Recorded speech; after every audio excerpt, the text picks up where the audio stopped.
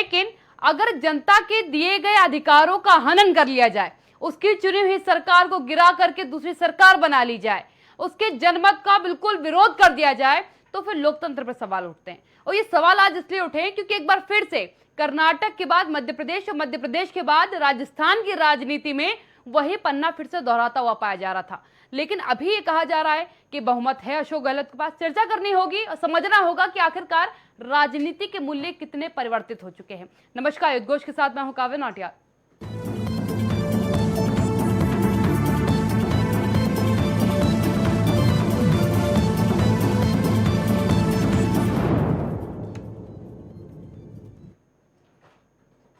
सचिन पायलट के युवा नेता है।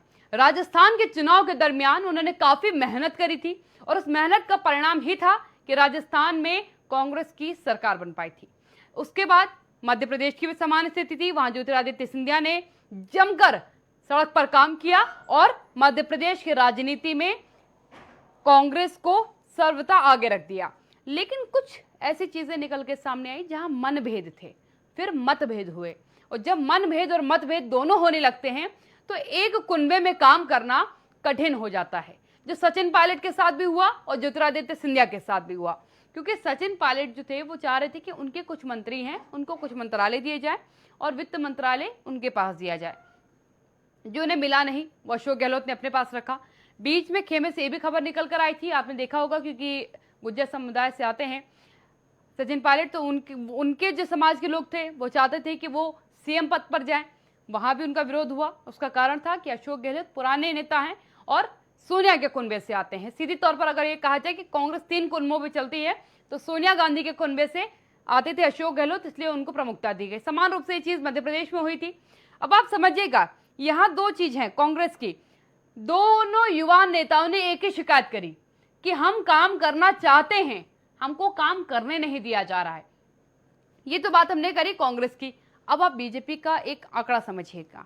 एक आरोप हमेशा बीजेपी पर लगा है कि हॉर्स ट्रेडिंग, मतलब विधायकों की खरीद फरोख्त का आरोप, जो कई बार जब भी कहीं सरकार गिरने की बात आती है तो सबसे पहले बीजेपी पर लगता है। यहां भी कुछ यही स्थिति निकलकर सामने आई। यहां पर यह स्थिति आ गई कि निर्दलीय विधायकों को पुलिस बल के साथ मीटिंग में लाना पड़ा। क्यों लाना पड़ा? जब इस सवाल को विधायक से पूछा गया तो विधायक जी वहां के थे, उन्होंने एक जवाब दिया। उन्होंने कहा कि ये अमित शाह की दादागिरी का परिणाम है कि हमको इस स्थिति के साथ काम करना पड़ रहा है, हमें अपने विधायकों को पुलिस बल के साथ बुलाना पड़ रहा है। इसके साथ ही अब आप समझिएगा, अगर राजस्थान की सरकार गिरती, क्योंकि अभी तो अशोक गहलोत ने 102 का दावा करके कि हमारे पास 102 हैं, 101 की जरूरत है बहुमत साबित करने के लिए, 102 का दावा किया, विक्ट्री साइन दिखाया और कहा कि हम जीत पर हैं। अब यहां सचिन पायलट ने कहा कि मेरे साथ 25 विधायक हैं, वो बैठे हुए हैं। राहुल गांधी, सोनिया गांधी, इंदिरा गांधी, इन सब की नीतियों से बिल्कुल इतर जा चुका है अब कांग्रेस। यह आरोप लगा है सचिन पायलट ने कि जिस नीति के साथ, जिस नीति पर कांग्रेस चल रही थी, उस नीति से अलग हो चुकी है। सभी बड़े नेता जो कांग्रेस के रहे उन्होंने सचिन पायलट से बात करी, कहा कि आप जयपुर की मीटिंग में जाइए, जो बातें हैं उन्हें रखिए। सुरजेवाला भी वहां पहुंचे थे कि आपकी बात सुनी जाएगी। अगर आपने एक चीज देखी होगी, पीएल पुनिया की अगर बात करूं, बहुत वरिष्ठ नेता हैं, बहुत कद्दावर नेता रहे हैं, उन्होंने एक स्टेटमेंट दे दी कि सचिन पायलट बीजेपी के खेमे में जा चुके हैं, वो बीजेपी के सदस्य हैं, ये तक उन्होंने कह दिया। और उसके बाद जो कार्यालय था कांग्रेस का, वहां जो बैनर लगा हुआ था वो बैनर उठा के नीचे गिरा दिया गया। उस बैनर में सचिन पायलट की तस्वीर थी। लेकिन कुछ समय बाद ऐसा लगा कि सचिन पायलट जो है वो कुछ मांगों को, कुछ शर्तों को सामने रखेंगे, उन शर्तों को माना जाएगा, उसके बाद वापस राजस्थान की राजनीति को संभाला जा सकता है। अब मुख्य चर्चा का विषय क्यों बनता है? देखिए, राजनीति में सत्ता बहुत बड़ी चीज होती है और उसके लिए कुछ भी किया जा सकता है। हॉर्स ट्रेडिंग उसी में से एक है। जिस तरीके से अगर मैं बताऊं कि बीएसपी के एक विधायक हैं राजस्थान में, जिन्होंने बयान दिया कि मेरे को रात को फोन आया और रात में फोन आने के बाद जब पूछा गया कि कितनी धनराशि का आपको ऑफर किया गया, तो उन्होंने कहा वो बहुत था, वो इतना था कि मैं एक हेलीकॉप्टर से जीवन भर घूम सकता हूं। ये आप अंदाजा लगा लीजिएगा। ये स्टेटमेंट जो है विधायक जी की तरफ से दिया गया। अब आप एक और चीज समझिएगा, यहां पर लोकतंत्र के मूल्य हैं कुछ, जिसमें से सबसे पहला है कि जो भारत की सीमा के अंदर जितने भी नागरिक रहते हैं उन्हें वोटिंग का अधिकार है। उनके वोट का मायने है। एक एक वोट से कोई पार्टी जीतती है, कोई पार्टी हारती है, किसी का कोई सदस्य जीतता है या हारता है। लेकिन महाराष्ट्र की राजनीति में भी हमने ये चीज देखी, जनमत दिया कुछ और गया, परिणाम कुछ और निकला। कर्नाटक की राजनीति में भी कुछ यही हुआ, जनमत कुछ और था, परिणाम कुछ और था। मध्य प्रदेश की राजनीति में जनमत कुछ और था, परिणाम कुछ और था। अब समान चीज राजस्थान की डगर पर भी चल रही है, लेकिन अभी गनीमत यह है कि सरकार गई नहीं है। लेकिन अब सवाल है कि पायलट जो है वो किस पार्टी के साथ जाने वाले हैं, किस पार्टी को उड़ान भरवाएंगे वो, ये बड़ा सवाल है। ये बड़ा सवाल इसलिए है क्योंकि बीच में अंदर खेमे से खबर निकल कर आई कि सचिन पायलट ने क्लियर कह दिया था कि मैं बीजेपी के साथ नहीं जाऊंगा क्योंकि बीजेपी के साथ मेरी विचारधारा मिलती नहीं है। लेकिन पीएल पुनिया का ये कह देना कि वो बीजेपी के साथ हैं, विरोधी बिल्कुल जवाब थे। लेकिन अब देखना होगा पार्टी कौन से सम्मिलित होते हैं। अगर बीजेपी में सम्मिलित नहीं होंगे, कांग्रेस में रहेंगे नहीं, तो नई पार्टी के जो एक समीकरण है वो भी निकलकर सामने आया है। मेरे साथ मेरे मेहमान मौजूद हैं, आपका परिचय कराते उसके बाद चर्चा की शुरुआत करती हैं। मेरे साथ संतोष यादव जी हैं, आरएलडी से प्रवक्ता हैं, और मेरे साथ संजय सिंह जी हैं, नेता हैं भाजपा के। सबसे पहला सवाल मेरा जो है संतोष जी से होगा। संतोष जी, स्थिति बहुत परिवर्तित हो चुकी है, हर जगह लोकमत जो है उससे उसका विरोध किया जा रहा है, क्या कहेंगे उस पर? मैं सिर्फ इतना कहना चाहता हूं कि हमारे नैतिक मूल्यों में जी, वो बीजेपी हो, कांग्रेस हो, कोई दल हो, हमारे नैतिक मूल्यों में इतना ह्रास होता जा रहा है जी, कि हम जनता की भावनाओं के विपरीत कार्य करने को अग्रसर हो गए हैं। जी, जनता ने राजस्थान में कांग्रेस को बहुमत दिया, कांग्रेस की सरकार बनी, लेकिन कुछ लोगों की वजह से, कुछ दलों की वजह से, कुछ लोगों को तोड़ के दाहिने बाएं करके वहां पर सरकार गिराने का जो काम किया जा रहा है, ये जनता के भावनाओं के विपरीत है। जनता की चुनी हुई सरकार को गिराना, ये जनता की भावनाओं के साथ खिलवाड़ करना है। तो मेरा ये कहना है कि अगर यही हाल रहा हमारे जनतंत्र का, अगर विधायकों की खरीद फरोख्त होती रही और वोटिंग राइट का अधिकार को जो है हमारी जनता ने चुना कि हम कांग्रेस चाहते हैं वहां पर, और उसकी भावनाओं के विपरीत कांग्रेस के विधायक या किसी दूसरे दल के विधायकों को खरीद करके दूसरे दल की सरकार अगर बनाई जाती है, तो मेरा यह कहना है कि जनता के भावनाओं के विपरीत वो सरकार होगी और ये जनतंत्र का हनन होगा। जी संजय जी, लोकतंत्र की जो मर्यादा है अब उससे इतर राजनीति जा चुकी है। जैसे अभी संतोष जी ने कहा कि लोकतंत्र में जो अधिकार, जिसको सत्ता का अधिकार जनता ने दिया है, उसकी सत्ता को गिरा करके अपना वर्चस्व इस पे स्थापित कर लेना, ये गलत है, ये एक तरीके से बेईमानी है जनता के साथ। देखिए, दो राज्यों में आपने ऐसा किया है। देखिए काव्या जी, राजस्थान का जहां तक मामला है, सचिन पायलट बनाम अशोक गहलोत जी, तो इसमें भाजपा का क्या लेने देना? ये आपस में इनके वर्चस्व की लड़ाई। नाम आपका आ गया ना बीच में, ये कह दिया गया कि अमित शाह की दादागिरी की वजह से मैं निर्दलीय विधायकों को पुलिस बल के साथ लाना पड़ रहा है। सुनिए, नाम तो कोई भी उछाल देता है, राजनीति में कुछ भी कह देता है। राहुल गांधी ने कितने अनर्गल आरोप मोदी जी के ऊपर लगाए, लेकिन ये राजनीति में आरोप प्रत्यारोप का तो एक खेल चलता है, लेकिन लड़ाई कुछ और है। ये जो कांग्रेस के अंदर ओल्ड गार्ड बनाम न्यू गार्ड जो चल रही है, जिसमें एक तरफ माँ है, एक तरफ बेटा है, ये परिवार की लड़ाई है। सोनिया गांधी बनाम राहुल गांधी के वर्चस्व की लड़ाई है। ये कौन है? सिंधिया, ये सचिन पायलट, ये किसके साथी हैं? ये राहुल गांधी के साथी हैं, और ये वो उस समय के साथी हैं जब राहुल गांधी जब मोदी जी के ऊपर आरोप लगाते थे, और हम लोग जब राहुल गांधी के ऊपर आरोप आक्रमण करते थे वैचारिक, तो ये लोग खड़े होते थे राहुल गांधी के साथ में, उनको डिफेंड करते थे। आज स्थिति ये हो गई कांग्रेस के अंदर कि ये राहुल गांधी इनका बचाव नहीं कर पा रहे हैं। ये लड़ाई कुछ और चल रही है कांग्रेस के अंदर, माँ बेटी की लड़ाई है। वहां माँ बेटे के आपस का द्वंद्व चल रहा है। ये हम लोगों को भाजपा को खींचने से क्या मतलब है? आपसे द्वंद्व में पायलट का क्या लेना देना? हाँ बिल्कुल है ना भाई।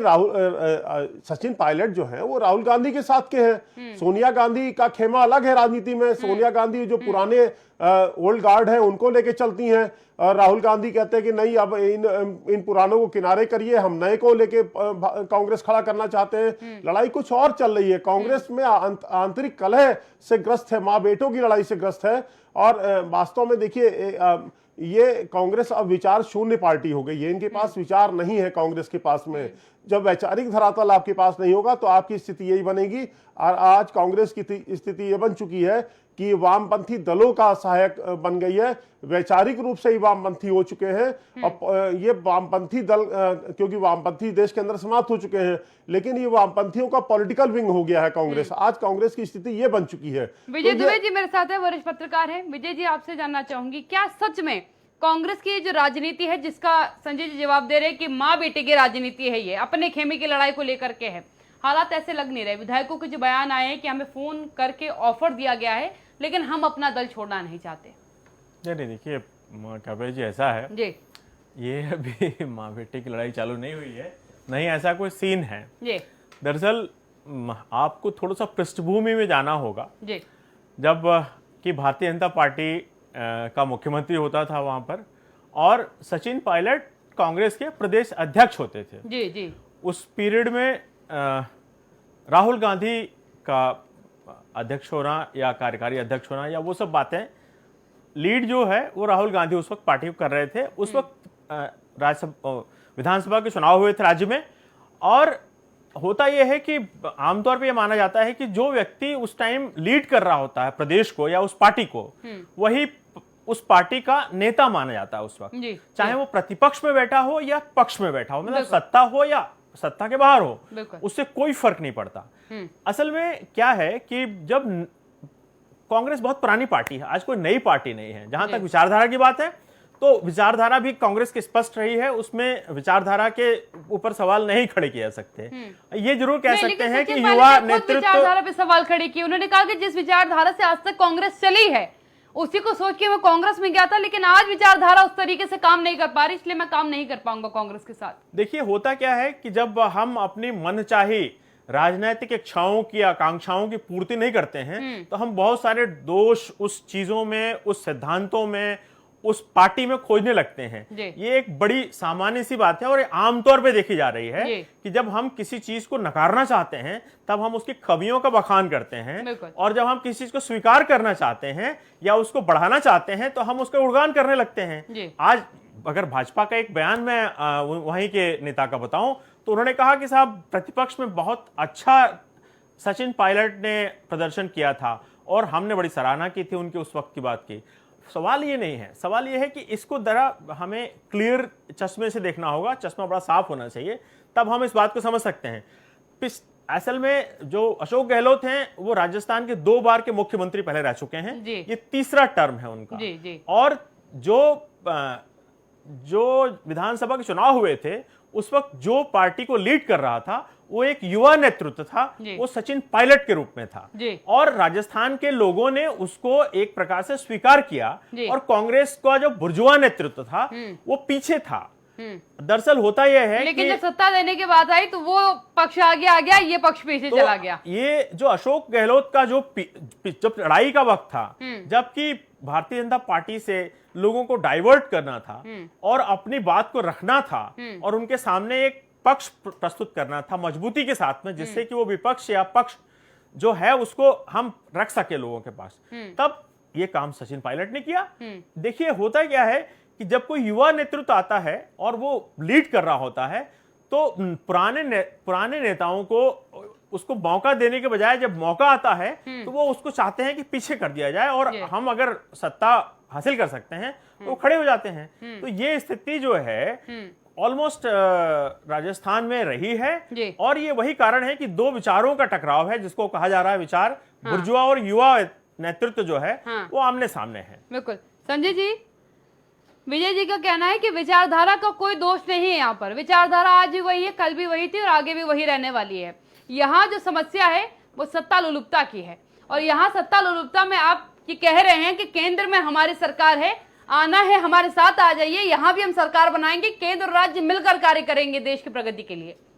देखिए काव्या जी, सत्ता लोलुपता है या इनका आपसी झगड़ा है, अब जांच तो अशोक गहलोत एसओजी के द्वारा सचिन पायलट की करा रहे जी। हैं। क्यों करा रहे हैं? वो डिप्टी सीएम है। जांच भाई- तो आप भी ईडी के जरिए नहीं, करा नहीं, रहे नहीं, हैं, सवाल यही देखिए, आरोप आज नहीं, सुबह हम तो लग गया आप पर। कराएंगे, हम तो कराएंगे, लेकिन घर में क्यों करा रहे हो भाई? आपकी पार्टी का डिप्टी सीएम है, ये कहाँ होता है? नहीं, लेकिन दूसरी संजय बात, काव्या जी सुन संजय लीजिए, जब सुनिए भी हमारी कहीं बात। अरे जब भी बात कहीं तो- तख्ता पलटी होने वाली होती है बात तो उसी समय सुनिए। ईडी का छापा, सीबीआई की काव्या जी, इन्वेस्टिगेशन, काव्या इनकम टैक्स जी, की छापेमारी नहीं, क्यों नहीं, शुरू आप होती हम पे है? आरोप लगा रही हैं। मैं अपने तो नहीं आप- लगा रही, विपक्षी नहीं, आरोप नहीं, आपको बता रही सुन हूं। लीजिए, आप सुन लीजिए देखिए, आप पब्लिक की आवाज है, ठीक है? आप वो बोले जो पब्लिक डोमेन से या पॉलिटिकल बिल्कुल। डोमेन से बातें निकल के आती हैं, बिल्कुल। उसमें कोई बुरी बात नहीं जी। है। आपको हम दो स्टेटमेंट हम सुनाते हैं कांग्रेस के लोगों को। जी, सुरजेवाला कह रहे हैं कि व्यक्तिगत प्रतिस्पर्धा के जरिए सरकार को कमजोर करना ठीक नहीं है। जी। तो व्यक्तिगत प्रतिस्पर्धा किसके बीच में हो रही है? जी। इसमें भाजपा से व्यक्तिगत नहीं हो रही ना। वो सुरजेवाला तो जो है, जो राजस्थान अभी जयपुर गए थे, उन्होंने कहा है ये। और दूसरा, कपिल सिब्बल कह रहे हैं मुझे तो बहुत चिंता हो रही कांग्रेस की स्थिति क्या है, बचेगी कि नहीं बचेगी पार्टी। तो वो देखिए, कांग्रेस के अंदर अब ये स्थिति आई ही क्योंकि उन्हें ये लग जाए कि मेरी सरकार अब बचेगी नहीं। एक व्यक्ति के जाने से सचिन पायलट चले जाएंगे तो कौन सी समस्या है? सचिन पायलट कोई आम विधायक है? सचिन पायलट ने उनको आम मेहनत में की मैंने थी। गिना नहीं। और देखिए, राजस्थान में मेहनत तो सचिन पायलट ने की थी, जैसे मध्य प्रदेश में सिंधिया ने की जी। थी। तो लेकिन वो जो सोनिया गांधी के ओल्ड गार्ड है, मलाई वो खा रहे हैं बैठ के वहां। तो सिंधिया भी तो आप ही के खेमे में आए ना। नहीं, वो बाद में आए हैं। वो जब वो उनको फायदा बेइज्जत तो कर दिया लास्ट में गया। आप ही को हुआ। नहीं, जब हम जबरदस्ती तो पकड़ के लाए नहीं उनको। वो जब बेइज्जत कर दिए गए, उनका अपमान हो गया, जैसे सचिन पायलट का अपमान हो रहा है। अब ये बताइए, जो डिप्टी सीएम है उसके खिलाफ, उनके खिलाफ वहीं का सीएम एसओजी की जांच करा रहा है, उनका ऑफिस बंद करवा दे रहा है। ये भाजपा कर रही है कि ये लोग आपस में इनका झगड़ा चल रहा है? इसमें भाजपा से क्या लेना देना है? भाई सुरजेवाला ने साफ कहा है ना कि व्यक्तिगत प्रतिस्पर्धा में सरकार को गिराना ठीक नहीं। तो ये आपसी उसकी तरफ इंडिकेशन, इससे भाजपा का क्या लेना देना है? कांग्रेस, भाजपा का- देखिए, कांग्रेस विचारहीन पार्टी हो चुकी है, चलिए। दिशा भटक चुकी है, इनके पास नेता नहीं है। अब ये बहुत दिन इससे नहीं चलने वाला कि मैं इंदिरा गांधी की पोती हूं, मैं इंदिरा गांधी की बहू हूं। वो समय जा चुका। अब ये कह के नहीं चलेगा कि हम उसी स्टाइल से चश्मा लगा ले, उसी स्टाइल के हेयर स्टाइल रख ले। अब जनता बहुत बड़ा सोसाइटी के ये अंदर आपने चेंज आ सच चुका कहा कि है। जनता बहुत कुछ समझती है। इस बहुत साल पे वैसे change भी आ जनता चुका है आजकल नहीं society में, जाती। काव्या जी, जिसको कांग्रेस नहीं समझ पा रही जी है। जी जी। अनिल त्रिपाठी जी मेरे साथ जुड़ चुके हैं, राजनीतिक विश्लेषज्ञ हैं। अनिल जी, राजनीति का रुझान बदल चुका है। अब जनता क्या चुनती है, कैसे चुनती है, बहुमत में चुनती है, अल्पमत में चुनती है, लेकिन राजनीति में अब वो सत्ता पर बैठेगा जिसका मन होगा, जिसके पास वर्चस्व की ताकत होगी। असल में वो आपका सवाल अपनी जगह ठीक है, लेकिन इसमें है क्या जी। कि राजनीतिक दलों ने जी ठेकेदार बना लिए। राजनीतिक दलों ने विचारों से लैस कार्यकर्ता नहीं तैयार जी। किए। अगर कार्यकर्ता तैयार करके कार्यकर्ताओं को टिकट देते, इसके बाद फिर किसी तरीके की टूट फूट की आशंकाएं बहुत कम मात्रा में रह जाती लेकिन हैं। अनिल जी, टिकट लेकिन तो तब हुआ देंगे ना क्या? जब दूसरे दल के व्यक्ति को स्वीकार ना किया। दूसरे हाँ। दल के व्यक्ति को स्वीकार किया तो उसको प्रायोरिटी देनी पड़ती है, फिर अपना वाला नाराज हो जाता अरे है। यही तो कहना है। जी आप किसी की विचारधारा से किसी का कोई लेना देना जी। नहीं। अब सभी लोग इसमें आए हैं कि हमको तत्काल सत्ता में बैठ करके और किस तरीके से मलाई खानी है। बिल्कुल। सब धन कमाने आए हैं, जनसेवा करने कोई नहीं आया है। कोई कहता हो कि हम जनसेवा के ठेकेदार हैं, सत्ता हमारे लिए जनसेवा का माध्यम है, ये छलावा है। अब सभी के लिए जनता जो है कंस हो गई है और सभी जनसेवियों के लिए कोई राम हो गया है, कोई कृष्ण हो गया है और जनता उनकी नजरों में कंस है, उसका वध ही कर रहे हैं सभी। कोई आदमी किसी को छोड़ नहीं रहा। राजस्थान के हालात जो है उसको आप केवल राजस्थान से मत देखिए, उसको आप जम्मू से जोड़ करके देखिए, ससुराल पक्ष से जोड़ करके देखिए। ससुराल पक्ष को मिली रिलीफ वो यहाँ जो है लाभान्वित कर रही है सत्ताधारी दल को। इसलिए विचारधारा का और किसी भी तरीके जनसेवा का जो लोग उदाहरण देते हैं बिल्कुल मूर्खतापूर्ण है और जनता ये सब समझ रही है। जी जनता यही सब कारण देख है। समझो अनिल जी, जो आज एक बयान जो है कांग्रेस के एक विधायक ने दिया है कि जम्मू कश्मीर से राजस्थान नहीं चलेगा, जी, बिल्कुल। राजस्थान बहुत से important है। राजस्थान चलेगा। ये यही कारण समझो मैं कि ये बयान दिया गया। हाँ, वो बिल्कुल ठीक आप कह रहे हैं। जी। असल में है क्या कि ये छोटे लोग देखते हैं इसको कि जम्मू कश्मीर से चलेगा कि नहीं चलेगा। ये जो बड़े बड़े सेंटर बन गए हैं, पता चला जम्मू कश्मीर में 4 सेंटर हैं, 4 सेंटर मध्य प्रदेश में है, 4 सेंटर राजस्थान में। इन सेंटरों का आपस में हित कहाँ साध्य हो रहा है, कहाँ इनका हित क्लैश कर रहा है, कहाँ इनके फायदे हैं, उसको देख करके सभी जगह की राजनीतिक स्थिति तय होती है। जी। अब जम्मू कश्मीर की स्थिति के अनुसार ही वर्तमान में राजस्थान की स्थिति तय होगी, ये कोई माने या ना माने। तो जम्मू में जो हो रहा है उसके अनुसार राजस्थान तय किया जा रहा है। विजय सर मुस्कुरा रहे, विजय सर क्या कहेंगे इस पर आप? देखिए ऐसा है काव्या जी, मैं इस प्रकार की राजनीतिक अटकलबाजियां जो हैं उसमें बहुत थोड़ा सा इंटरेस्ट मुझे आता है, लेकिन मैं उसके बारे में बहुत गंभीरता से विचार नहीं करता हूँ। असल में जम्मू और राजस्थान दो अलग अलग हिस्से हैं देश के, और दो अलग अलग पार्टियां वहां चलाती हैं सत्ता, इसलिए जो है ससुराल पक्ष जो है वो हावी नहीं हो सकता, इसलिए उसको थोड़ा सा दूर रखा जाए, पहले जो है वहीं की सत्ता को देखा वहीं की सत्ता समझ जाए। बिल्कुल बिल्कुल। संतोष जी, यहाँ एक और सवाल उठता है अब, क्योंकि अब जो है ये ट्रेंड बन चुका है। हॉर्स ट्रेडिंग पहले कभी आता था कि कहीं एक आधा विधायक खरीद लिया गया जीतने मात्र के लिए। बीजेपी के तो इतिहास में अटल बिहारी वाजपेयी एक उदाहरण है, जो एक वोट से मात्र उन्होंने सत्ता छोड़ दी थी, तो वो एक बड़े उदाहरण रहे। लेकिन अब जो है वो बिल्कुल फॉर्मेट चेंज है। अब बस सत्ता चाहिए, अब चाहे पूरी की पूरी आधी पार्टी खरीदनी पड़ जाए वो खरीद ली जाएगी। क्या जनता का चुना हुआ नेतृत्व इस कदर अपनी रिस्पॉन्सिबिलिटीज निभाएगा कि केवल सत्ता चाहिए? मैंने काव्या जी पहले ही कहा कि जनता की भावनाओं के विपरीत जो है सरकारें गिराई जा रही हैं। जी। मैं संजय भैया को एक बात याद दिलाना चाहता हूँ, मेरे बड़े भाई हैं जी। बीजेपी का एक नारा था कि कांग्रेस विहीन हिंदुस्तान चाहिए। जी बिल्कुल। ठीक है, तो बीजेपी अपने उस मुद्दे पर काम कर रही है कि हम कांग्रेस विहीन भारत को करेंगे। वो कैसे करेंगे, ये इनके पास अस्त्र हैं, सीबीआई है, ईडी है, इनकम टैक्स विभाग है, सारे विभागों को लगा करके जिस भी तरीके से कांग्रेस विहीन, मतलब जनता की भावनाओं के विपरीत जनता ने जिस सरकार को चुना है, लेकिन बीजेपी अपनी इच्छा पूर्ति के लिए उस सरकार को गिरा देती है। और ये एक प्रकार से हैबिचुअल सरकार गिराने के आदमी हो गए हैं। जैसे इन्होंने कर्नाटका में गिरा दिया, एमपी में गिरा दिया, गोवा में गिरा दिया, महाराष्ट्र में मुख्यमंत्री बनवा दिया, उसके बाद वापस हुए। वही हाल राजस्थान का होने जा रहा है। तो मेरा ये कहना है कि ये बीजेपी की प्रवृत्ति है और बीजेपी अपनी प्रवृत्ति की ओर उल्टा पड़ा था इन पर। जी, महाराष्ट्र में हाँ मुख्यमंत्री तो चुन गया, सुबह 4 बजे की रात में कितने बजे चुना गया, फिर उसको वापस होना पड़ा, वो दूसरी बात है।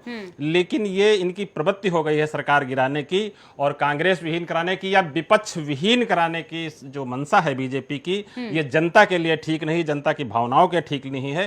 देखो सत्ता आती जाती रहती है, विपक्ष हमेशा रहता है, और मैं तो ये कहता हूं कि 70 साल तक विपक्ष में बीजेपी रही और इनको सब लोगों ने आदर और सम्मान दिया।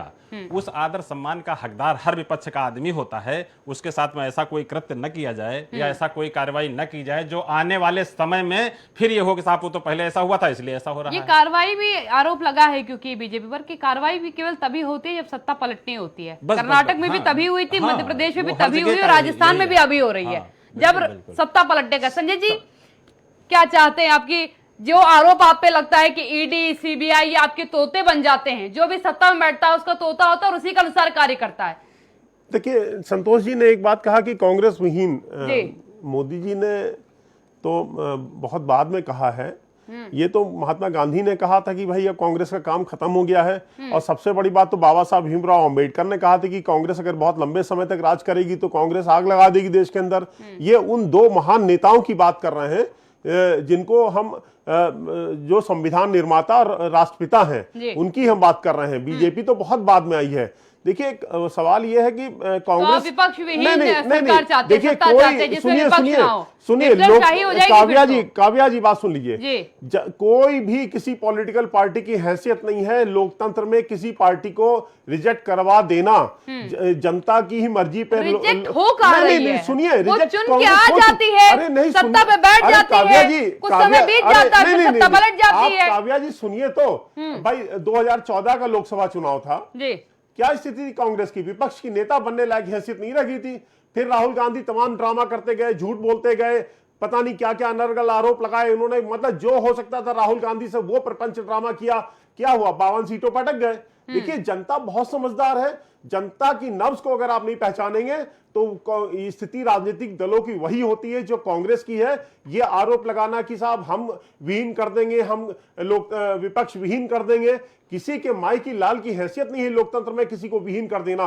माइनस ये जनता जब तक चाहती है तब तक राजनीतिक दलों का अस्तित्व होता है। जनता के दिए मैंडेट को आप स्वीकार कहां कर रहे हैं? लोकतंत्र में जनता जनता के ही मैंडेट भाग को कौन सा निभाता है, राजनीतिक दल जनता ही स्वीकार कर रहा है? मालिक मुझे है। जवाब दीजिए। नहीं काव्या जी, जनता ही मालिक है, जनता ही मालिक आपको कहाँ राजा रह बनाती गई है, वो? जनता ही पैनल उसका करती है। काम तो केवल ईवीएम तक वोट देना है। वोट देने के बाद नहीं, सरकार बन अरे, जाएगी। सरकार वोट देने के बाद सुनिए, हम लोग घोष नहीं, फीडिंग करेंगे, नहीं, विधायक खरीद लेंगे और अरे सरकार काव्या पलट जी, देंगे। नहीं ये तो कांग्रेस वालों से पूछिए। संतोष यादव जी तो आरएलडी के नेता है ना, जी। कांग्रेस का तो पैनल होता, उनसे बात करते हैं। वो अपना मत रखने को तैयार नहीं होते ना, क्या कर वो सकते आते हैं? ही नहीं, डर के मारे नहीं आते आप सबके उसमें। उनसे पूछिए कि उन्होंने कितना दुरुपयोग किया था सरकारों को गिराने में, अपने ही मुख्यमंत्री आप को अपने हटाना, समय की दूसरी बात सरकारों करिए को ना, गिराना। उनके समय की नहीं, तो बीत हमने गई, किसी- अब आपने नहीं, क्या नहीं, चेंज काव्या जी, किया? ना हमने किसी सरकार को बलपूर्वक नहीं गिराया। जब उनके अंदर अंतर्विरोध पैदा हुआ, मध्य जब वो हमारे मध्य पास आए प्रदेश में हैं, आपको मैंडेट था क्या? जब आपके पास मैंडेट था क्या? नहीं, जनता ने जब- आपको जब चुना था क्या? उन्होंने नहीं कहा चुना है, था ना। जबरदस्ती खरीद लेकिन जब फरोख्त मध्य हम लोग प्रदेश नहीं में करते जनता ने हैं। आपको चुना था और आपकी सरकार नहीं बनी थी, भाई- तो आपने हर जगह ये बात कही थी कि नहीं, मैंडेट नहीं, हमको गलत मिला था बात, लेकिन गलत सरकार आरोप हमारी है। नहीं बनी। जब वो खुद सचिन पायलट का मामला चला, या जैसे सिंधिया जी, जब सिंधिया जी अपमानित हुए, इतने बेइज्जत कर दिए गए और इतने बड़े नेता हैं, तो क्या उनको अपनी बेइज्जती नहीं महसूस होती है? वो बीजेपी के आए, बीजेपी ने तो जबरदस्ती नहीं पकड़ा किसी को। देखिए बीजेपी तो सबको ये स्वीकार कर आरोप रही है। हम कह तो भाजपा नहीं के लगातार, ऊपर बीजेपी लगाना, तो सबको ये आरोप- स्वीकार नहीं, कर नहीं, रही है। ये आरोप कांग्रेस के ऊपर लगना चाहिए जो जबरदस्ती सरकार गिराती थी, खरीद फरोख्त करती थी। ये कांग्रेस का काम रहा है, भाजपा का नहीं है बिल्कुल ये काम। अनिल त्रिपाठी जी, क्या ये कार्य भाजपा का नहीं? क्योंकि 3 राज्यों की हकीकत तो हम ही देख रहे हैं कि यही सत्ता पलट देते हैं। वो कह रहे हैं कि कांग्रेस की नीति, हम तो बस आगे बढ़ा रहे हैं। भाई देखिए, सभी लोगों को पैसे की जरूरत है, सभी लोगों को जल्दी से जल्दी सत्ता के माध्यम से धनी बनने की जरूरत है। तो अनिल जी, राजनीति में नहीं आना चाहिए ना इन्हें फिर? उस धनी बनने नहीं, की नहीं, होड़ गलत बात में, है। उस धनी बनने की होड़ में नहीं उस मोदी धन- जी को अरे क्या उनका जरूरत अपना है? मैंडेट, योगी उनको जी अपनी को क्या बात जरूरत रखने तो है? दीजिए। उनका परिवार है क्या? पैसा उनको चाहिए क्या? ये तो जो ये सोनिया गांधी परिवार से पूछिए ना, उनको कितनी लोलुपता है। अच्छा रुकिए, मैं जवाब ले लूं पहले अनिल जी से, फिर आप जवाब सबको दीजिएगा। धनी बनने की होड़ है। जी, अब आप आदमी देखिए, पहले सुना जाता था कि जो संत बन जाता था, राजा जो है गद्दी छोड़ करके संत बनते थे। बिल्कुल बिल्कुल। अब संत जो है गद्दी छोड़ करके आता है राज दरबार में, राजा बनना चाहता है। जी, ये सब चीजें कहने की, अब जो भाई साहब कह रहे हैं कि उनको पैसे की जरूरत नहीं है, उनको पैसे की जरूरत नहीं है, अरे भाई वो जन सेवा करने आए हैं, तो जन सेवा करना, सत्ता पाना ही जन सेवा है क्या? बिल्कुल। तो जन सेवा के लिए थोड़ी कोई आया है, सब आए हैं कि हमारी आइडियोलॉजी और हमको कितनी जल्दी धनी बनना है, कितनी जल्दी व्यवस्थित होना है। सभी को मालूम है कि 100 करोड़ मिल रहा है हमको, जी, ये खुलेआम चर्चा है कि घोड़े की तरीके खरीद हो रही है, जी, और उस खरीद के लिए दिल्ली से लेकर के सब जगह लोग बैठे हुए हैं, और वो खरीद फरोख्त हो रही। ये पैसा कहाँ से आ रहा है, कहाँ से कहाँ जा रहा है, इस पर किसी का ध्यान नहीं है। अब रही बात यह है कि इनका स्वर क्या है, वर्तमान में जो सत्तासीन लोग हैं, ये हर बात में किसी न किसी व्यक्ति को कभी देशद्रोही बता देंगे, कभी कुछ बता देंगे, और हर आदमी की आवाज़ दबाना चाहते हैं। हमारा कहने का मतलब ये है कि कोई चीज़ स्मूथली चल रही है, अगर नियमों के अनुसार चल रही है तो उसको चलने दीजिए। जी, इस पर अगर आप प्रवेश न करते, आप धन का लोप न देते, तो वो लोग कैसे टूटते? तो ये कहीं न कहीं किसी न किसी तरीके से या तो टूट करके वो अलग जाते या अंदर विद्रोह करते। जी। अंदर तो कोई विद्रोह कर नहीं रहे, वो जी। टूट करके आपके खेमे में आ रहे हैं। तो इसका आरोप तो आप पर लगेगा ही लगेगा, क्यों नहीं लगेगा? लड़ाई भाई, आपस में हो रही, आरोप हम पे लगा माधवराव रहे हैं। सिंधिया टूट करके आए तो वे ऐसा तो नहीं कि अलग दल बना लिए हों या अलग चले गए हों, वो टूट करके आए आपकी तरफ, और आपकी तरफ से उपकृत हुए। जो उनके साथ विधायक आए वो आपकी तरफ से मंत्री बने। तो इसलिए आरोप तो आप पर बनेगा ही बनेगा।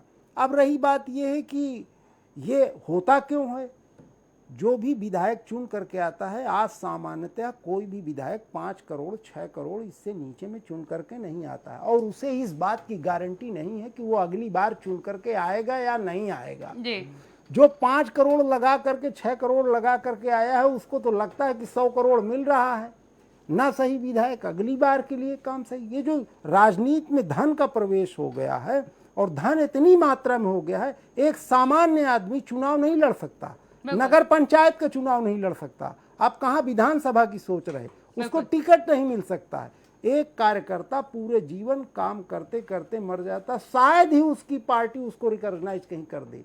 इसलिए सब धन के लोग आ रहे हैं और धन के लाभ में लोग सब जा रहे हैं। अब इस राजनीति का जो इस समय चल रहा है दौर, इस दौर में तो बड़ा मुश्किल लगता है कि किसी भी दल में किसी की आज अगर बीजेपी में ये पोजीशन हो जाए कि केंद्र में इनकी सरकार नहीं बनेगी, तो इनके आधे से अधिक नेता भाग करके आ जाएं। भैया आज लोकसभा में जो इनके सदस्य हैं उनमें काफी सदस्य, करीब 40 से 45% तो बाहर से आए लोग सदस्य हैं जी। तो ये तो आया राम गया राम की स्थिति ये निरंतर बनी रहेगी और ये चलती रहेगी। इसके चलते जब भी केंद्र में किसी की सरकार होगी, उसी के पक्ष में ये राज्य की सरकारें अस्थिर होकर के और बदलती रहेंगी। बिल्कुल विजय जी, जब तक राजनीति में धनराशि जो एक बड़ा अमाउंट है ये आपकी जेब में रहेगा, तो आप राजनीतिक दल में किसी विचारधारा के लिए काम नहीं कर सकते, क्योंकि जो पुराने नेता थे वो राजनीति करने के लिए राजनेता बने थे। वो केवल धन मात्र कमाने के लिए या बंगला लेने के लिए या गाड़ी लेने के लिए नहीं बने थे राजनेता, तो वो राजनीति करते थे, जिनमें हम बड़े दिग्गज नेताओं के नाम लेते हैं।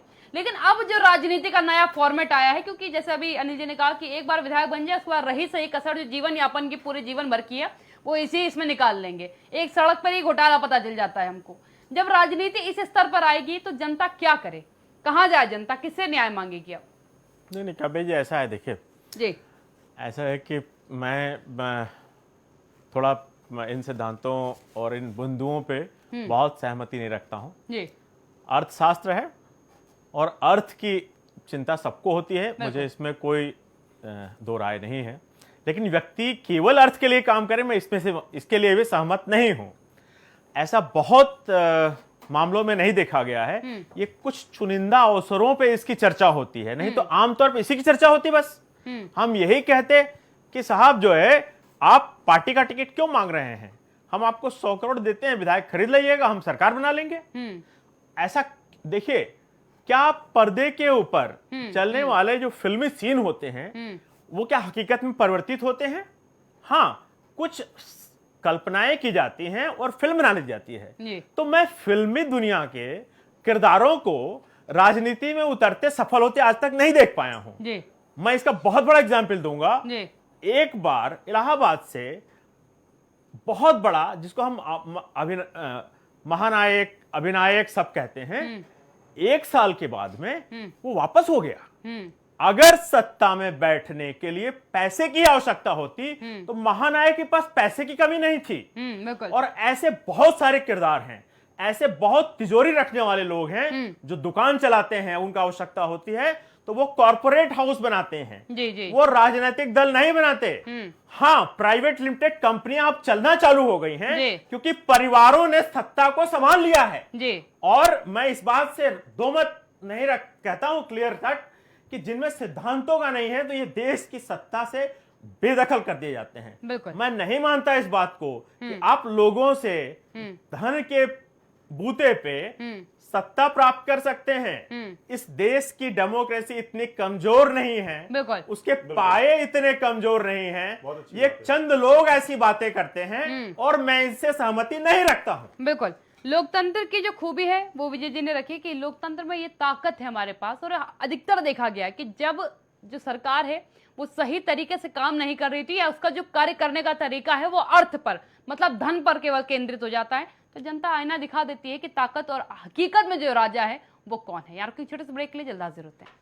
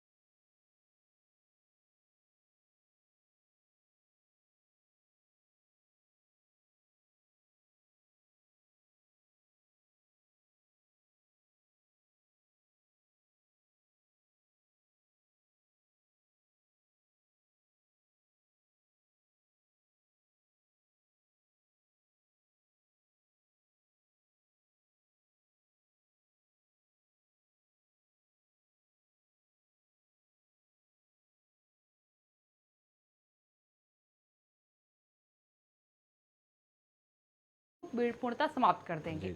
लेकिन आपको क्या लगता है, कांग्रेस के इतने बड़े पैमाने पर फैलाव के बाद उसका इस तरीके से सिमटना, इसका मुख्य कारण क्या है?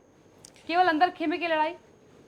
अब बात तो यह है जी कि कांग्रेस के विषय में मैं ज्यादा कुछ नहीं कह सकता हूं, मैं जी। कांग्रेस का प्रवक्ता नहीं हूं, जी, लेकिन संजय भैया ने एक बात कही है। राजनीतिक दल होने के नाते दूसरे दल की राजनीति को बखूबी समझते हाँ, हैं। नहीं समझ रहा हूं, लेकिन जी। संजय भैया ने एक बात कही जिसका मैं जवाब देना चाहता हूं। जी इन्होंने कहा जनता बहुत समझदार है, जी तो मेरा कहना है कि जनता समझदार तो है, जी जनता समझदार है। जनता अपनी समझदारी से काम कर्नाटका में किया, मध्य प्रदेश में किया, गोवा में किया, एमपी में किया, राजस्थान में भी किया, लेकिन वो जनता क्या करे, उसके हाथ से तो वो चीज निकल गई। उसने बैलेट पर, वोटिंग मशीन पर जहां भी था उसने सरकार बनवा दिया। जी अब प्रश्न उठता है कि उस जनता के पास में क्या बचा, वो जनता समझदार होने के बाद भी क्या करे। जो अभी त्रिपाठी जी ने कहा था धनबल की बात, जी तो मैं ये कह रहा हूं कि भले उसका काम बहुत ज्यादा ना धनबल का हो, लेकिन सरकार बनाने के लिए, सरकार गिराने के लिए धनबल की आवश्यकता होती है और वो हो रही है। जी चाहे वो महाराष्ट्र में हो, चाहे कर्नाटका में हो, चाहे गोवा में हो, चाहे एमपी में हो, और चाहे आने वाले राजस्थान में हो। जी। तो इसलिए त्रिपाठी जी की इस बात में तो दम है कि देखो उस समय ठीक है विधायक नहीं चुने जा सकते हैं पैसे के बल पे, एमपी सांसद नहीं चुने जा, लेकिन सरकार गिराई और बनाई जा सकती है।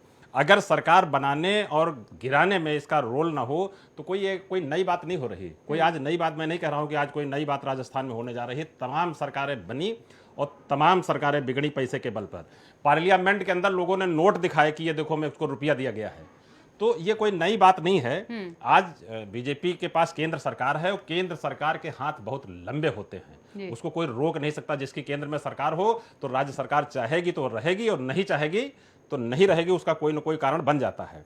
दूसरी बात मैं ये कहना नहीं, चाहता ऐसा हूं, नहीं है संतोष जी। जी। अगर जिन विधायकों को जोड़कर आपने सरकार बनाई है, जी। अगर वो एक विचारधारा से जुड़े व्यक्ति हैं जी। और वो राजनीति में एक विचारधारा पर कार्य करना चाहते हैं, बिल्कुल जैसे सही, पायलट ने बिल्कुल आपकी- क्लियर कहा हाँ। कि मैं बीजेपी में शामिल नहीं होऊंगा बिल्कुल क्योंकि ठीक बात इनकी है। विचारधारा से मेरी विचारधारा मैच नहीं बिल्कुल- करती है। बिल्कुल ठीक आप बात कभी कहा। सरकार नहीं गिरा सकते। देखो कोई भी लीडर कोई भी बयान अगर देता है तो उसके दो माने होते हैं हमेशा। जी, जी। एक माने कभी नहीं होता है। उन्होंने कहा कि मेरी विचारधारा बीजेपी से नहीं मिलती है, लेकिन क्या वो एक बात की गारंटी दे सकते हैं कि अगर बीजेपी उनको समर्थन देकर के सीएम महाराष्ट्र के तरीके से बनाना चाहे तो क्या वो नहीं बनेंगे? बिल्कुल बन जाएंगे, कोई नहीं उनको रोक सकता है। तो मेरा ये कहना वहाँ है तो कि आपका ईमान बिगड़ाना राजनीति और सत्ता के तो लिए वो वाली मैं बात हुई। यही कह रहा हमने तो हूँ। एक प्योर उसकी बात करी राजनेता की, आपने जो जो ये कहा, कहते हैं बिल्कुल कि मैं आपकी आपसे बात- मेरी विचारधारा नहीं मिलती, आपकी मैं कभी बात मैंने सम्मिलित मान नहीं लिया, हूंगा। आपकी बात मैंने मान लिया जी। लेकिन मेरा यह कहना है कि हर राजनीतिक के बयान के दो अर्थ निकाले जाने चाहिए। उनका कभी भी एक बिल्कुल स्पष्टवादी बयान नहीं होता है। किसी को भी राजनेता के तो तरफ। दो अर्थ नहीं निकालने चाहिए ना, राजनेता को तो एक ही अर्थ होता है ना, हाँ, जो होता जनता है, की होता सेवा है, लेकिन करे और उन्होंने एक कहा कि विचारधारा मैं- से जुड़कर काम उन्होंने कहा करे। बीजेपी से मेरी विचारधारा नहीं मिलती जी। है, लेकिन अगर अभी बीजेपी उनको समर्थन दे दे और सीएम बनवा दे तो बन जाएंगे। ये कहीं नहीं लिखा तो कि वो फिर नहीं वो प्योर बनेंगे। राजनेता नहीं हुए ना, मैं वही तो कह रही हूँ। तो वो तो सत्ता का लालच वाला नेता है जिसको एक विभाग चाहिए, एक मंत्रालय चाहिए, एक सीएम की कुर्सी उनको चाहिए, हम CM तब की कुर्सी- राजनीति उनको- करेंगे। अगर उनको विभाग चाहिए होता तो डिप्टी सीएम तो थे, वो प्रदेश के वो अध्यक्ष रहे हैं। अभी उनके जो पास बड़े-बड़े मनमुटाव पद हुआ है, रहे आपको मालूम है वित्त विभाग और गृह विभाग को लेकर के कि ये दोनों अगर उनको डिपार्टमेंट दे दिए जाते तो फिर वो पार्टी में वापस शामिल है, ऐसा उन्हें नहीं। कोई देखो, ऐतराज नहीं डिमांड- फिर पार्टी के कार्य करने डिमांड के तरीके करने वाले से। व्यक्ति की कभी भी डिमांड पूरी नहीं की जा सकती है। आप आज कहेंगे कि हमको ये विभाग दे दीजिए, कल कहेंगे ये विभाग अगर दे दीजिए, फिर वो कांग्रेस कहेंगे को सीएम का राजस्थान पद की हमको दे सरकार दीजिए, कायम रखनी और फिर होगी कहेंगे तो और राष्ट्रीय वो अध्यक्ष मान भी भी हमको बना जाएंगे। दीजिए। तो डिमांड करने वाले व्यक्ति की कभी डिमांड नहीं पूरी की जा सकती है। दल में रहने वाले व्यक्ति को दल के प्रति काम करना पड़ता है। उसमें चाहे कुछ लाभ हो, चाहे कोई हानि हो, चाहे पद मिले चाहे न मिले। आप बीजेपी से सीखिए ना, अडवाणी जी बैठे हैं, वो तो कुछ नहीं मांग रहे हैं। बिल्कुल बड़े बड़े नेता बैठे हुए हैं बीजेपी में, लेकिन उन्होंने तो कहा हमको पीएम का पद चाहिए, पीएम इन वेटिंग का पद उनको मिला, वो छूट गया।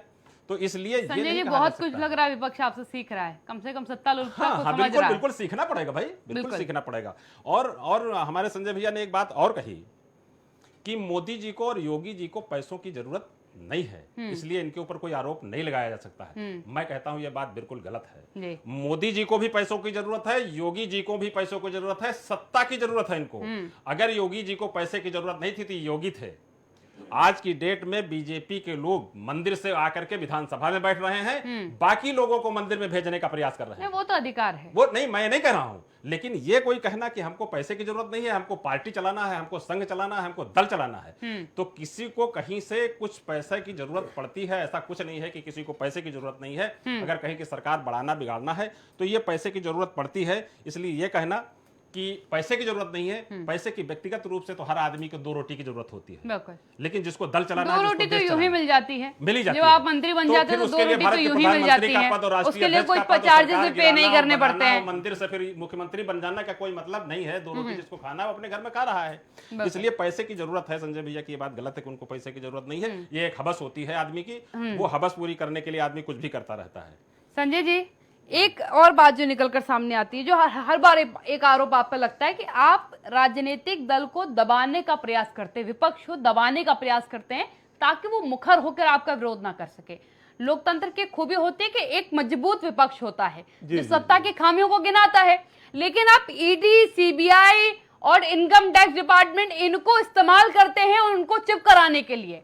ये आरोप आप पे पहली बार नहीं लगा, ये हर बार लगता है आप पे आरोप। जब भी कहीं की राजनीति में कुछ भी करता है या कोई राजनेता कोई बयान देता है, ये आरोप आप पे उसी समय लगता है। काव्या जी 1 मिनट का समय दीजिएगा, बिल्कुल इंटरप्ट मत बिल्कुल करिएगा। बिल्कुल। देखिए, जहां तक ईडी और इसकी बात है, ये तो जो जैसे इनके कर्म है वो भुगतना है, पहली बात। तो ये सबसे कर्म पहले तो पूरे समय रहते हैं ना नहीं, कि नहीं, चुनाव नहीं, के पर्टिकुलर ना, टाइम पे नहीं, सत्ता गिराते जबरदस्ती समय ही देखिए, याद आता है आपको। अब देखिए, चिदम्बरम के ऊपर गृह मंत्री रहे, बड़े नेता हैं, उनको कोई फर्जी उठा लाएगा? आप बताइए। पहली बात तो ये बताइए, राहुल गांधी और सोनिया गांधी पर नेशनल हेराल्ड जो जमानत पे है, माँ बेटे, कई हजार करोड़ का मामला है इन लोगों के ऊपर, क्या ये फर्जी मामला है? इतने बड़े नेताओं पे दोबारा जांच बैठवाएंगे। इतने बड़े नेताओं पे कोर्ट भी बहुत सोच समझ के निर्णय देता है। कोई आम आदमी नहीं है जिसके ऊपर जहां पुलिस ने लगा दिया और कोर्ट ने दे दिया, ये ऐसा नहीं होता है। दूसरी बात क्या लग रहा है, सुनिए, चिदम्बरम के साथ जो हुआ उससे पहले क्या अमित शाह के साथ कुछ नहीं हुआ था क्या? नहीं, वो देखिए, आपने टिट फॉर टैट वाली नीति अपनाई कि तुमने हमको भेजा था, हम तुमको जरूर भेजेंगे। तुम मेरे झूठ से पर्दा उठाओ, तुम्हारे झूठ से पर्दा उठाएंगे। काव्या जी अच्छा सवाल उठाया। पी चिदम्बरम आर्थिक अपराधी हैं और अमित शाह जी पे चार्ज फ्रेम किया गया था मुसलमानों को खुश करने के लिए। देखिए, झूठा केस बनाया गया था और जो कहानी बनाई गई थी, सब तीस्ता शीतल वार्ड और न जाने क्या क्या ड्रामे इन लोगों ने किए थे, सब खुल के सामने आ गए। लेकिन हाँ, पहले अब हम जवाब देंगे संतोष जी का। हमारे बहुत अच्छे छोटे भाई हैं। राजनीति में शब्द बहुत चलता है, ये हमारे नहीं, बड़े नहीं, भाई नहीं, हमारे नहीं, छोटे नहीं, भाई नहीं, हैं, नहीं, और राजनीति उसके में बाद हमारा- राजनीति में देखिए, गलवैया करके वो- एक दूसरे की सुनिए, राजनीति सुनिए। गिराते हैं आप नहीं, नहीं, लोग। सुनिए हाँ जी। वो भले ही उसमें है और हम लोग एक वैचारिक रूप से एक दूसरे के प्रतिद्वंदी हैं, लेकिन आज का नहीं, हमारा 25-30 साल पुराना इनका व्यक्तिगत संबंध भी है वो। लेकिन यहाँ हम लोग वैचारिक रूप से एक दूसरे के दुश्मन हैं, यहाँ बैठे हुए हैं। पहली बात, दुश्मन राजनीति में कोई होता नहीं है संजय जी, कोई नहीं होता है, होती है, नहीं होता। अगर सपा बसपा नहीं थी तो कोई नहीं होता है। फिर हमने वैचारिक कहा, बात तो पूरी होने दीजिए। जो कहा आर्थिक रूप से, हाँ और जी। जनता समझदार, अगर आर्थिक रूप से ही होता तो इस देश के अंदर ना मोदी जी प्रधानमंत्री पद पाते, ना योगी जी पाते, ना मायावती, ना मुलायम सिंह, ये सब, या ममता बनर्जी नेता नहीं होते, फिर उद्योगपति इस देश के प्रधानमंत्री या मुख्यमंत्री होते, अगर धन का ही प्रभाव होता। दूसरी बात, देखिए, जनता को फिर वही वाली बात है, जनता पे आपका विश्वास होना चाहिए। राहुल गांधी ने पिछली लोकसभा में क्या कहा था कि हम आपने मेरे सवाल का जवाब नहीं दिया। सुनिए, 72,000 रुपए हर खाते में देंगे। जनता ने नकार दिया राहुल गांधी को। सरकारी काम बनी थी, 72,000 कैसे देते थे? सत्ता बनती तब देते ना, ऐसे थोड़ा ना देते हैं। राहुल गांधी तो इतने उछल रहे थे उस दिन जब प्रेस कॉन्फ्रेंस, याद होगी आपको, बस उन्होंने कहा कि अब तो हम वो कर डालेंगे और ये कर डालेंगे। ये उन्होंने किस दम पे कहा था कि सत्ता मिल जाएगी तो हम ऐसा करेंगे? ये शब्द जो तो है ना, बहुत मायने रख रहा था वहां पर। सत्ता मिलने के लिए लालच दिया था जनता को कि 72,000 रुपए देंगे, लेकिन जनता ने राहुल गांधी पे विश्वास नहीं किया, नरेंद्र मोदी जी पे विश्वास किया। नरेंद्र मोदी जी ने कोई लालच नहीं दिया, काम करके दिखाया और आज भी काम करके दिखा रहे हैं। तो पैसे का देखिए, कोई लालच नहीं दिया। सुनिए, दूसरी बात, राहुल गांधी ने बड़े भाषण दिए थे, कहा कि हम मेड इन जबलपुर मोबाइल बना देंगे, मेड इन जयपुर मोबाइल बना देंगे। आप सारे सवालों को देखे संजय जवाब दे रहे, मेरे सवाल का जवाब नहीं दे रहे। जब कहीं चुनाव होता है, कहीं राजनीति पलटने वाली होती है, उस दरमियान ईडी, सीबीआई और ये इनकम टैक्स डिपार्टमेंट कैसे सक्रिय हो जाता है? क्यों? जब करेंगे तो सक्रिय होगा। तो भाई ये पूरे समय सक्रिय रहना चाहिए ना, ये पर्टिकुलर पॉलिटिकल बेस पे क्यों सक्रिय हो जाते हैं? फंसे हो तो ईडी और सीबीआई की जांच में आप आओगे, जबरदस्ती कोई नहीं फंसाता है। ये सच है, ये बिल्कुल आपके जो, लेकिन ये कुछ पर्टिकुलर टाइम पे डिसाइड होता है। जो पाप किए हैं वो आपको भुगतने पड़ेंगे। देखिए, पाप को भुगतवाइए, वो तो आपका अधिकार है।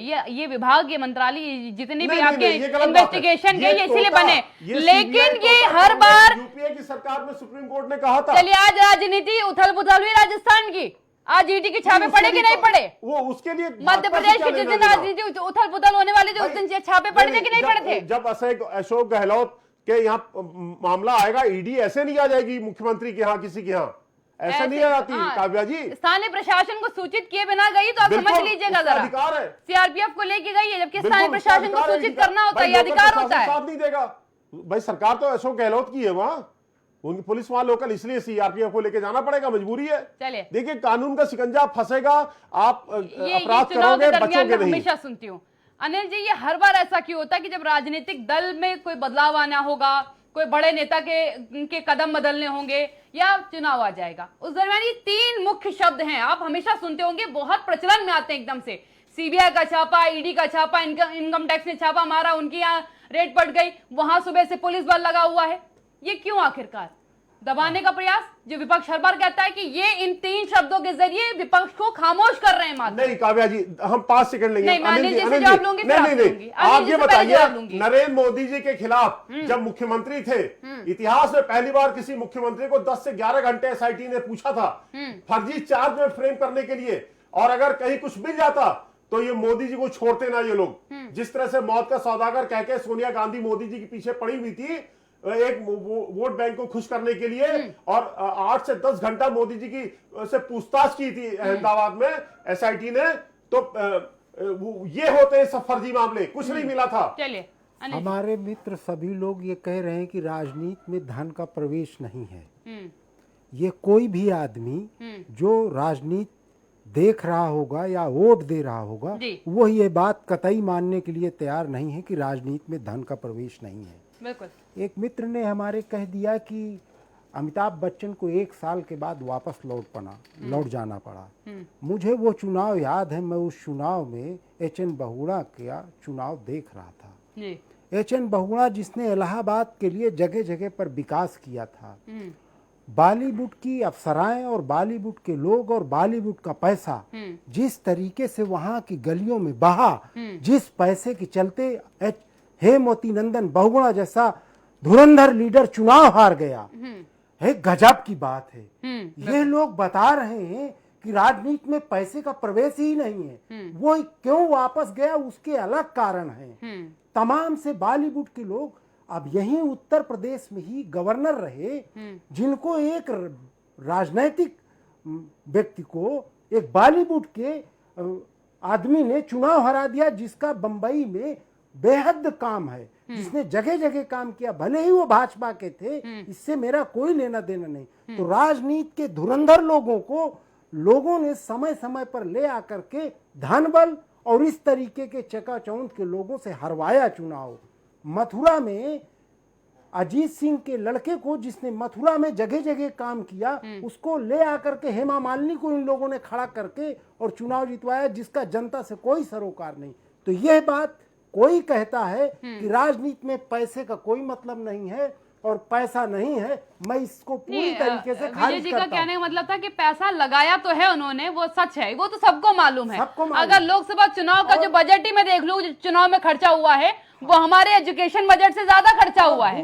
ये आलम है पैसों के बहाव का। दिल्ली में जिसकी भी सरकार होती है, वो किसी भी राज्य की विपक्षी दलों की सरकार को अस्थिर करने के लिए सीबीआई, ईडी, यानी जितने भी हथकंडे उसके हो सकते हैं, वो सारे हथकंडे का इस्तेमाल करती है। और क्यों ना करे, उसे करना चाहिए, क्योंकि उसको राजनीति थोड़ी करनी है, उसको तो सब जगह अपने राज्य का विस्तार करना है, अपनी सीमाओं का विस्तार करना है। उसी सीमा विस्तार में ये भी सरकार जुटी हुई है कि उसे हर हालत में अपनी सीमाओं का विस्तार करना है, और ईडी राज्य विस्तार नहीं कराती है। भरपूर अनिल त्रिपाठी जी, भाई साहब, आप जानते हैं लोकतंत्र में राज्य विस्तार जनता कराती है। जनता कैसे कराती है, ये आपको भी मालूम है। नहीं रखवा देंगे तो विस्तार तो स्वतः ही हो जाएगा। फिर बनारस में एक शराब माफिया केवल शराब बांट करके विधायक बन गया था। उत्तर प्रदेश में 2007 के पहले जब 3 में मुलायम सिंह की सरकार बनी थी, किसी को बहुमत नहीं था। दिल्ली में अटल जी की सरकार थी,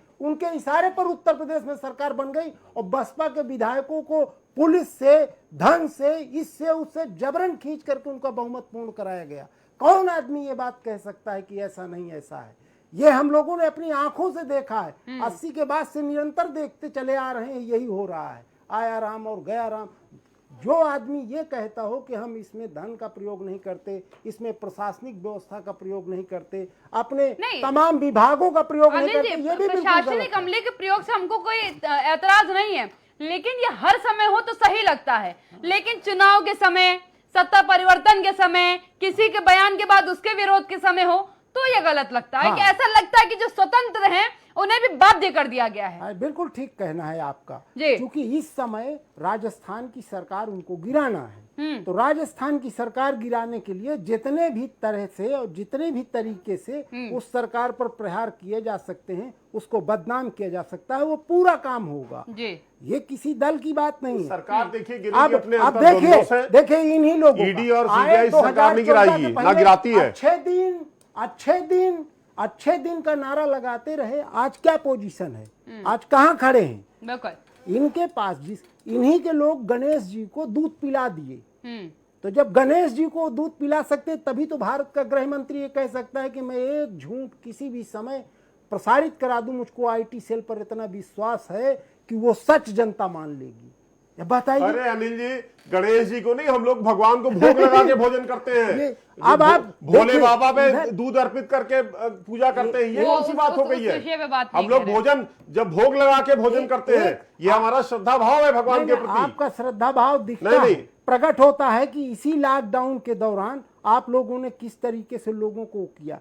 अभी उत्तर प्रदेश में ही तमाम लोग पैदल चले आए। लोगों ने कहा हमने बसों से इतने लोगों को पहुंचा दिया, ये अरे कर अनिल दिया। जी, ये पूछ लिया गया कि ये जो पैदल आ रहे हैं, ये भगाया कौन है? केजरीवाल ने, भगाया महाराष्ट्र की गवर्नमेंट ने।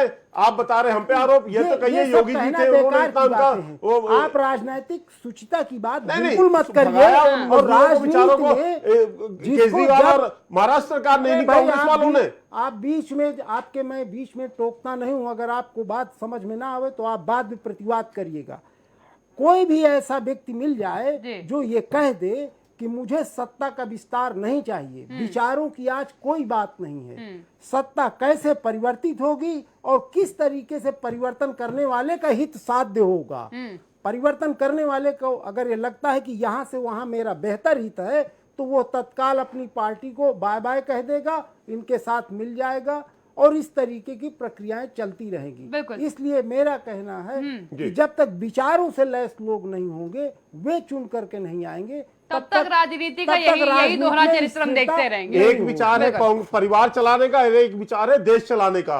हमारा विचार है देश चलाने का, जो मोदी जी चला रहे हैं, और कांग्रेस के लोग ये नकली गांधी परिवार चलाने का विचार रखते चलिए हैं। कोई नहीं। विजय जी, आपको क्या लग रहा है राजस्थान की राजनीति में क्या होने के आसार हैं? क्योंकि कुछ शर्तें रखी गई हैं, शर्तें अगर स्वीकार हो गई तो सरकार स्थिर रहेगी, अगर शर्तें स्वीकार नहीं हुई तो राजनीति में अपनी पार्टी बनती है कि बीजेपी का दामन थामा जाता, वो फिर चिंता का विषय अलग होगा। देखिए काव्या जी, हम लोग चर्चा जो है राजस्थान पे कर रहे थे और सत्ता के घमासान पे कर रहे थे। जी। थोड़ा सा विषय परिवर्तन लगता हो गया है, लेकिन कोई बात नहीं, होता है, ये राजनीति में भी होता है।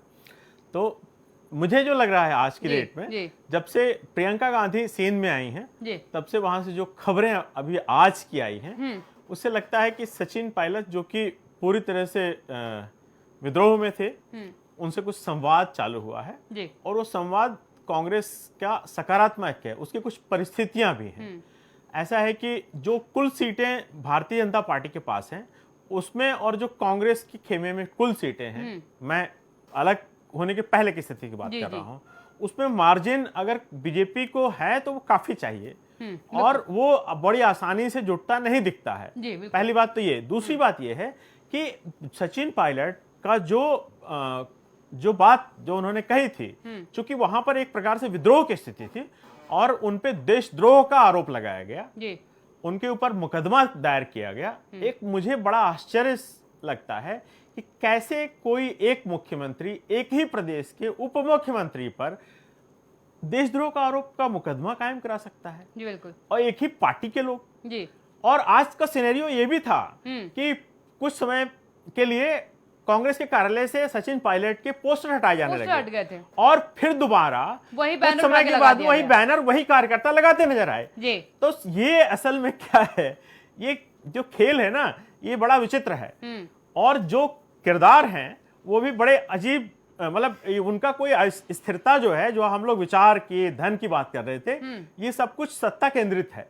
तो आप जो देख सकते हैं राजस्थान में, उसमें काफी हद तक हो सकता है कि कांग्रेस कंसोलिडेट करे और वापस नॉर्मलसी की ओर जाए, लेकिन वो बार्गेन क्या होगा इसके बारे में अटकलें ही लगाई जा सकती अटकलें लग हैं। सकती हैं, क्योंकि अभी 2 शर्तें हैं जो निकलकर सामने आई है। अभी कौन सी शर्तें मानी जाती है, कौन सी नहीं मानी जाती, देखने वाली बात होगी। सभी मेहमानों को बहुत बहुत धन्यवाद मेरे साथ चर्चा में सम्मिलित होने के लिए।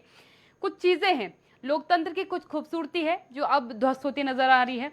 पैसों का जो दम है वो राजनीति में ज्यादा दिखने लगा है, वर्चस्व की ताकत है वो अब राजनीति में ज्यादा दिखने लगी है। राजस्थान की सरकार के साथ क्या होता है, ये भी जैसे कर्नाटक और मध्य प्रदेश में अटकलें बहुत लगी थी लेकिन अलग परिणाम निकलकर सामने आते, वैसे राजस्थान की स्थिति है। अटकलें तो बहुत सी हैं, कौन सी शर्तें स्वीकार होंगी, कौन सी अस्वीकार होंगी, पार्टी रहेगी या नहीं रहेगी, इन सभी मुद्दों पर क्या फैसला आएगा, इस पर भी चर्चा करेंगे। उद्घोष फिलहाल इतना ही। आप बने रहिए इंडिया वॉच के साथ।